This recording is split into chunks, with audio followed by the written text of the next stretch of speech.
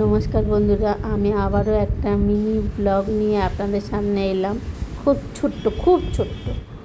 তো আজকেরই হোলির দিনে বুঝতেই পারছেন, বেশি সিঙ্গাড়া, জিলিপি, তারপরে কি বলি আপনার তেলে ভাজা, তেলের জিনিস সমস্ত কিছু তৈরি হচ্ছে।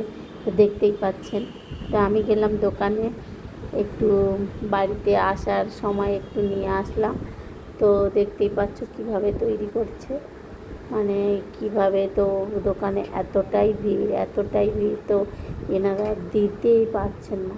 তো তৈরিটা দেখুন কিভাবে করে, কত সুন্দর করে, কত যত্ন সহকারে খাবারটা তৈরি করে। তো এত লোকের ভিড়ের মাঝে তো আজকে তো বুঝতেই পারছেন, ও সবাই মানে রং খেলা খেলছে, আর এসব খাওয়ার দিকে সব বেশি প্রচুর ভিড়। অন্য দিনের তুলনা আজকে তো প্রচুর ভিড় এই দোকানটা। তো বুঝতেই পারছেন, ভীষণ একটা খাওয়া দাওয়ার মুহূর্ত, একটা খাওয়া দাওয়ার মুভমেন্ট। তো দেখলেই বুঝতে পারছেন। তো এটা তৈরি হচ্ছে সিঙ্গাড়া। কীভাবে তৈরি হয় এত সত্যি আমরা জানি না এরা কীভাবে তৈরি করে, তো এতটা পারিও না। তো সব মিলেমিশে সত্যি ভীষণ সুন্দর। এই দাদাটা তৈরি করছিল, তো আমি ওখানে দাঁড়িয়েছিলাম, একটু দেখলাম যে এত সুন্দরভাবে, এত ব্যাপকভাবে তৈরি করে।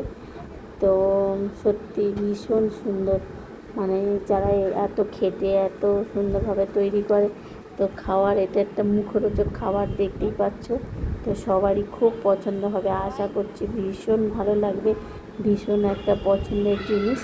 তো এখানে প্রচুর জিনিস তৈরি হয়, শুধু সিঙ্গাড়া বলে নয়, এখানে জিলাপি তৈরি হয়, এখানে মালপোয়া তৈরি হয়, এখানে তো সুন্দর সুন্দর আইটেম, মানে কি বলবো, ওই ভাজার জিনিস প্রচুর পরিমাণে। এই মুহূর্তে সব নাম বলতে পারছি না, কারণ ভিডিওটা খুব ছোট্ট করেছি, সব নাম বলতে গেলে আমি ভিডিওটাই করতে পারবো না।